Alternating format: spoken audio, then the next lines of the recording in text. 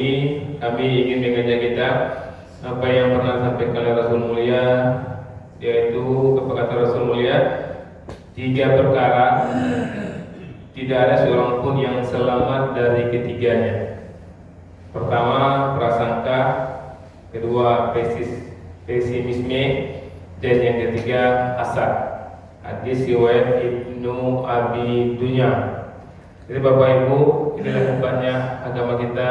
Al-Quran menerangkan kita cara hidup, Rasul Mulia pun menerangkan kita cara hidup, dan terbukti orang yang mengamalkan apa yang dikatakan oleh Allah dan Rasulnya selamat dunianya dan selamat insyaallah akhirat. Dan terbukti Bapak Ibu, orang yang sukses itu pada umumnya orang yang mengikuti arahan Rasulullah. Bahkan orang-orang kafir kita lihat sukses usahanya juga banyak apa yang dilakukan oleh Rasulullah. Rasulullah selalu pagi-pagi Bapak Ibu ya, di Langkawi itu Bapak Ibu ada toko non muslim yang bukanya sebelum subuh ya. Bukanya sebelum subuh itu ramai. Sebelum subuh mereka buka dan ramai orang-orang mereka yang mengantarkan makanan-makanan di situ. Selepas subuh orang Islam yang sedang datang ke situ belanja. Memang tokonya, memang berpagi-pagi itu Islam yang punya, itu mereka yang mengamalkan.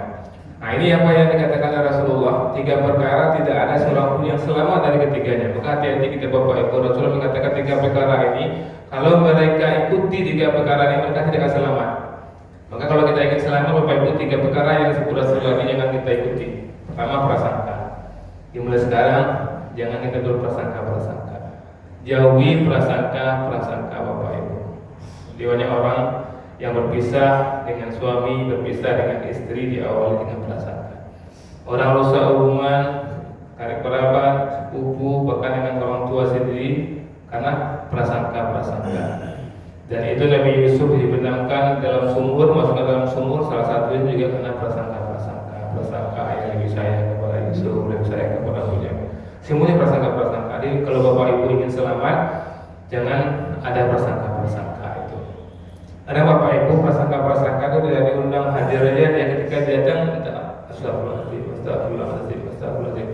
Makanya kita Bapak Ibu kalau kita buka usaha, kita punya karyawan, ada yang kita ragu karyawanku jujur apa enggak, itu kan prasangka Bapak Ibu, itu tidak boleh, tapi harus kita siasati. Apa caranya supaya prasangka kokoh tidak menjadi prasangka, tapi kita tidak menjadi celaka kalau memang karyawan kita tidak jujur.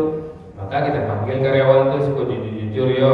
Nah, kita boleh misalnya dengan sekarang ada CCTV misalnya. CCTV itu juga menghilangkan prasangka. Tidak dok situ misalnya. Atau misalnya ketika karyawan misalnya belum pergi diperiksa, itu tidak masalah Bapak Ibu. Diperiksa itu juga menghilangkan prasangka. Karena kalau karyawan jujur itu tidak masalah. Dan kita juga seperti sebagai karyawan jangan merasa apa pula. Oh, dosa mau ada percaya yang boleh doyo. Percaya itu juga mungkin prasangka. Karena bagaimana? Karena karyawannya bukan satu, karyawannya banyak. Kalau karyawannya satu mungkin nggak masalah, karyawannya banyak. Jadi jangan sampai kelima-limanya dicurigai, maka kelima-limanya diperiksa.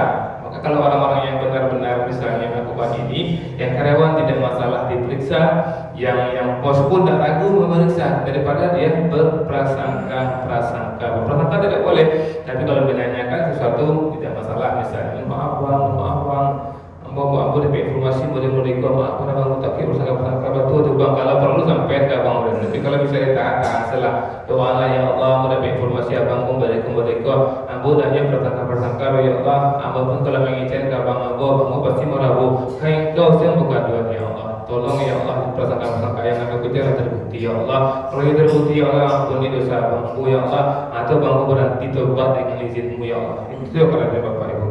Yang kedua kata Rasulullah, pesimisme. Jadi kalau ada orang pesimisme itu tidak selamat Bapak Ibu. Jadi kita tidak boleh punya sifat pesimis ini. Lawannya itu optimis Bapak Ibu. Kita melihat orang-orang yang gagal karena pesimis ini. Orang mungkin kalau kuliah putih kuliah karajo misalnya, apa yang masuk karajo sampai karajo suka Pak kuliah di masih karajo baru pula 10 sampai karajo ini Bapak Ibu. Maka di situ sebulan, di situ 3 bulan. Kenapa seperti itu? Karena dia pesimisme Bapak Ibu. Maka orang seperti ini kata Rasulullah dan selamat seperti tidak buka usaha, saya sabar dulu gimana pertahan dulu. Cari Rasul apa sifat orang Nabi? Oh para lebar Nabi dia sampai terlalu apa warna masih benar, jangan masih lain. Harus seperti itu kita katakan, bukan orang mungkin maju 10, sekarang orang 6, bukan karena orang langang, karena memang kita tidak bisa menyebutkan orang senang. Maka kalau ada sifat pesimisme ini Bapak Ibu tidak menyelamatkan orang, ditanamkan sifat optimisme. Kemudian yang ketiga yang tidak dibenarkan oleh Rasulullah yang tidak selamat kalau dia memelihara sifat ini, yaitu hasad.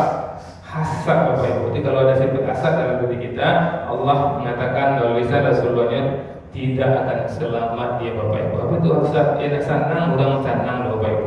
Bayangkan Bapak Ibu ya, apapun di dunia ini Allah yang ngatur. Allah memberikan si A lebih kaya daripada si B, itu Allah yang ngatur. Kenapa kita hasad dengan si A yang lebih kaya? Kenapa kita hasad dengan si A yang lebih pintar? Kenapa kita hasad dengan si A yang lebih banyak diperhatikan orang? Padahal semua itu izin Allah Subhanahu wa taala. Kalau kita merasa seperti itu, kita tidak selamat kata Rasulullah Bapak Ibu. Itu ada tiga perkara. Tidak ada seorang pun yang selamat dari ketiganya. Prasangka, pesimisme, dan hasad. Mudah-mudahan kami itu semua selamat. Yang maaf, assalamualaikum warahmatullahi wabarakatuh. Waalaikumsalam.